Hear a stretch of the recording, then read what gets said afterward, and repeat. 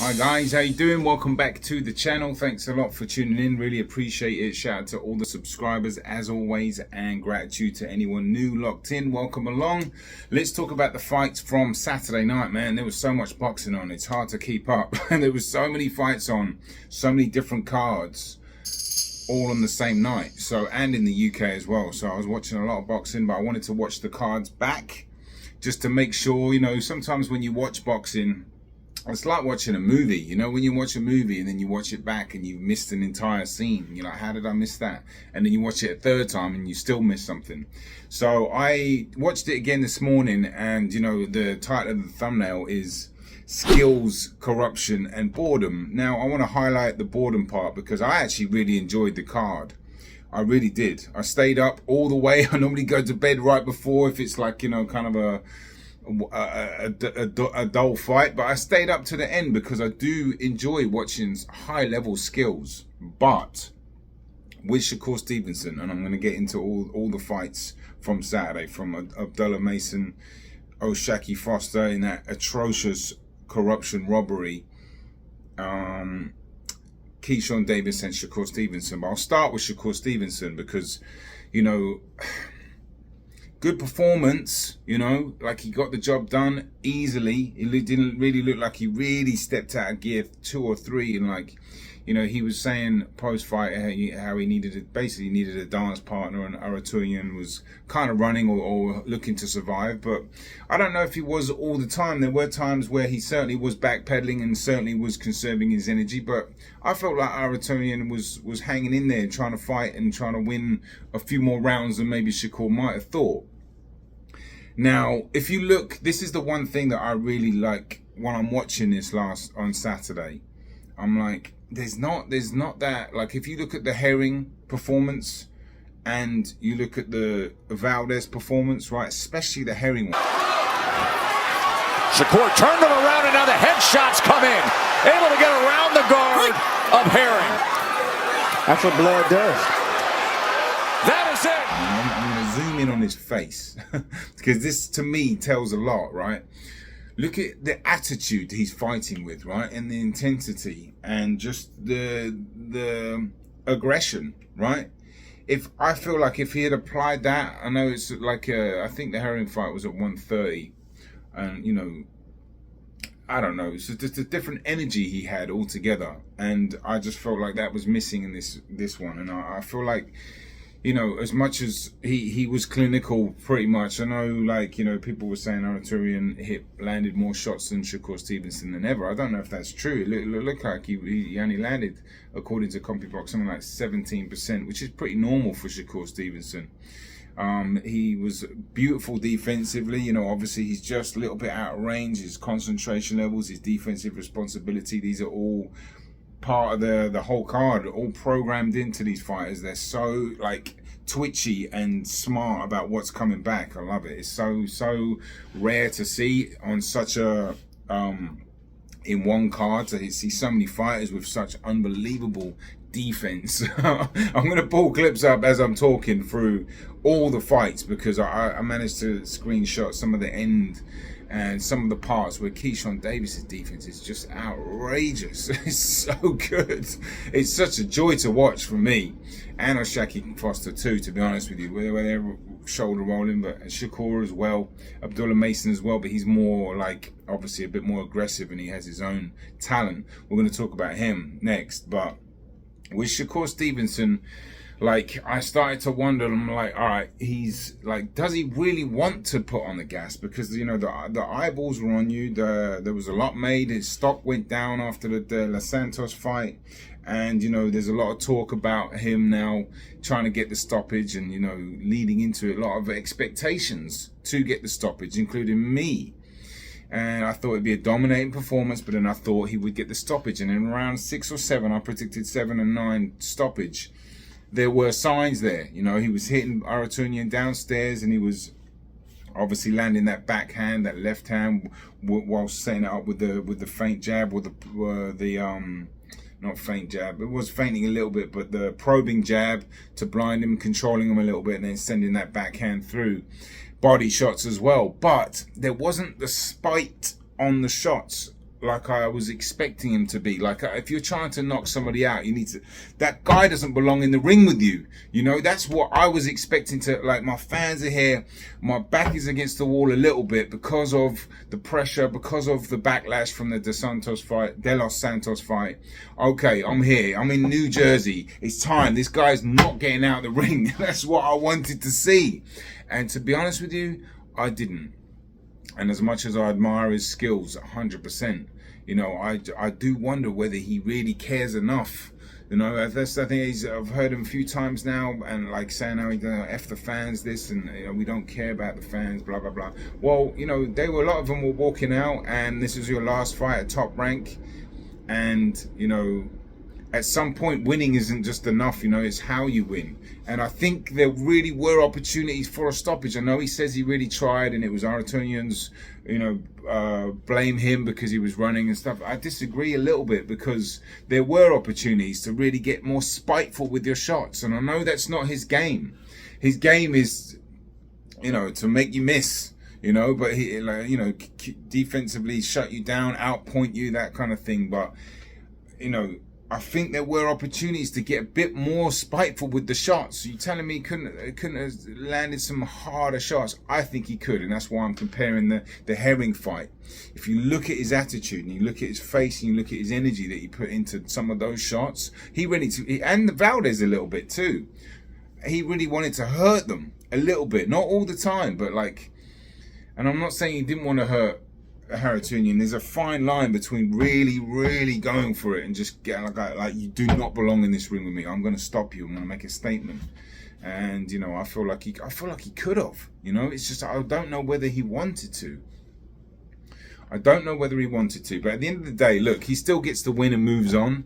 And that's, I guess, I was going to say that's all that matters, but it's not, because there's only so many times you can put in performances where the fans aren't going to come out. And I know him and Bob Arum have, like, I don't know, I haven't watched an interview, I just heard a few things, so I'm not going to say, just in case it might not be true, but I feel like there's always going to be a bit of a rift when a promoter leaves you, or you leave a promoter and, you know, you go your separate ways. Somebody said that it was Arum that, you know, asked the TV camera to show the people leaving, but I don't know if that's true or not. I wouldn't be surprised if it was, but either way, it did happen. And you know, you do wonder who is going to want to sign Shakur, given the fact he can put on performances that are so good that, but it doesn't advance his stock, you know. But it was busy in there. It didn't look like a sellout, you know. There were some pictures from inside the crowd, and I'm like, all right, he could pull, but is that going to be sustainable? Anyway, I've been rambling quite a bit about this. I wanted to make it a little bit shorter on each one, but there's so much to talk about. I feel like I don't want to miss anything as well. Please, like, fill in the gaps, guys, if you want, in the comments, and let me know your thoughts, because, you know, I watch these fights and I should start writing this down. I said that before and I don't, but, you know, I feel like I'm missing some pointers. I know he was getting told in the corner, you know, right, you got to step it up a little bit. And like I said, in the 6th or the 7th, there were absolutely opportunities where Haratunian was feeling those body shots. And I feel like, you know, Shakur could a bit more. I think his energy, like, he was laughing a lot in the corner, and it was all like, you know, a bit too jovial, you know. When you're trying to, if you have to set out to knock someone out, that's the only thing you should be worried about, you know. Like, obviously he gauged his tempo early and was a bit hesitant early, as he said. Trying to figure his style out. Then he started walking him down, and then it's time to, you know, there was a moment there. When the moment happens and we can all see it and feel it, you got to capitalize on it. And it was just a bit too smiley, and I wonder if he really wanted to, or if he really cared that much. Anyway, I'll leave timestamps for all the fights and all the fighters in this video, because it's probably going to be a long video, and I don't want you to, you know, just not see where the next clips are if you're looking for that fighter, for example. Which we'll talk about Abdullah Mason. Wow, what a talent. My goodness. I've been watching him for quite a while now, to be honest. He always pops up on since he's been doing 4-rounders, maybe even 6-rounders. But southpaw, very athletic, twitchy, fast, intelligent, very mature young man. He's only 20 years old, but you listen to him talk. And I love the fact he's got I think 4 brothers that all fight. He's got his dad taking care of him just to protect him and guide him through the boxing jungle, basically, because there's a lot of snakes in boxing that, you know, when they see a talent, you know, people try to, you know, I don't know. I just like the fact he's got a good support system because he is so talented. And I think, you know, he's just on one-way track to stardom, really, to be honest with you, because of his style, because he likes to get in there and punch. He can punch. He likes to hurt his opponents. He's aggressive, but he's skillful. And that is a beautiful combination. And, you know, like I said, he's getting stepped up and he's making it look like these fighters is their debut or something. You know, that guy fought LeBron on Saturday. He had something like 26 fights and he'd only lost a few. And it's like, he made him look like that was his first ever boxing match. I'm exaggerating a little bit, but he's absolutely schooling these guys and he's knocking guys out and he's showing a very high level of patience, skill, attitude. You know, a lot of people were saying Abdullah Mason would have knocked out Harringtonian. Now, that's an interesting thought. I would probably agree with that. And in fact, Harringtonian could be used, you know, really and truly for, you know, a good test, because maybe he's better than we actually realise. And maybe Shakur, because Shakur can't do that, he makes fighters look way less than what they are. But he obviously had a really tough fight with Frank Martin. But I don't see why that he couldn't be a good test for, you know, Keyshawn Davis or even Abdullah Mason down the line. He does come to fight. You know, he definitely did a bit of, well, you know, people say running. You know, he was just conserving his energy, running around, you know, around the ring at times. I get that for sure. But there were in times after watching it back this morning, I was like, you know, he was getting stuck in a little bit. You know, I think it's hard to land against Shakur Stevenson. It's hard to get your offense going against him. He really makes it harder for you. But he was, you know, he was trying a little bit. You know, was he letting it all hang out? Probably not. But that'd be an interesting fight. But Abdullah Mason, unbelievable talent. Wow. I'll tell you what, he's going to be exciting to watch. Hopefully he's in some decent fights. It'll be interesting to see who he's out matched with next, because he's in that zone when you transfer from prospect to contender pretty soon, if not now already. You know, maybe, I don't know where he's ranked and stuff like that. I don't know how they do it, but he's getting pretty close to a contender status. Obviously, talking about contenders, Keyshawn Davis is not a prospect anymore. No way. I don't think he was last Saturday or this Saturday, but he's excellent. Another fantastic fighter. Top Rank have got some tremendous talent. Wow. I mean, that was actually an excellent fight. That was probably the best fight on the card. I really, really, really enjoyed that. Now, Keyshawn Davis's defense, I actually put a tweet out. I was like, his defense is absolutely superb. And I'll pull up a clip as I'm talking, because the way he shoulder rolls and just parries and moves his head just out of range, just pulls back, moves here, bam, bam, counters. I mean, it's beautiful. He might have the best shoulder roll defense, one of at the moment in the game. He's so good. I've said this before, actually. I've referred to him as he's like a 65, 75-year-old wise man trapped in a 24-year-old's body. He's so intelligent. You know, he's really intelligent. He thinks his way through fights. He likes to fight. And you could tell that was like, he said post-fight, that was one of the tougher fights he's had. The tougher, good learning fights. And because it certainly, you know, there was a moment in round 8 where Keyshawn Davis was holding him and he deliberately fell over.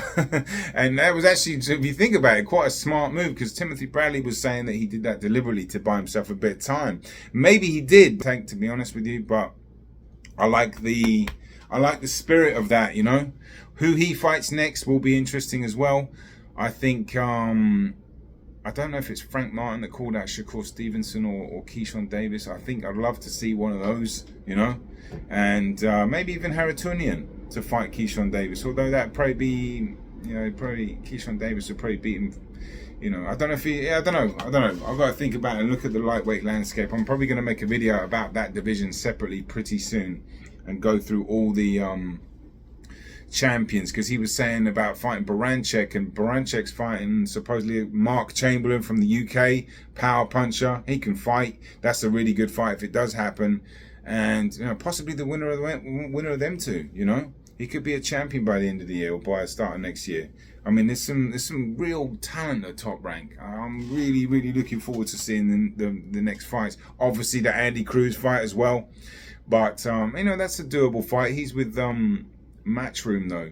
And I wonder where that fight would take place after Bob Arum's, eruption on the scorecards, given the Catterall-Taylor 2 outcome. Although we didn't see that in the first one, did we, Bob? When it was a far bigger robbery. Talking about robberies, that was one of the worst ones I have seen in a long time. And actually, excuse me, it reminded me of Richard Abril versus Brandon Rios. I don't know if anyone remembers that fight, but that was... It's shocking. It's so sad. In fact, you know what? I'm going to tell you the names of these judges, right? I forgot it. Let me pull up my... I'm using my phone for the camera. I'll write the judge's name on the screen and I'll put the scorecard up and I'll highlight that judge. I forget it off the top of my head, but I searched it out. I was like, I'm going to let people know.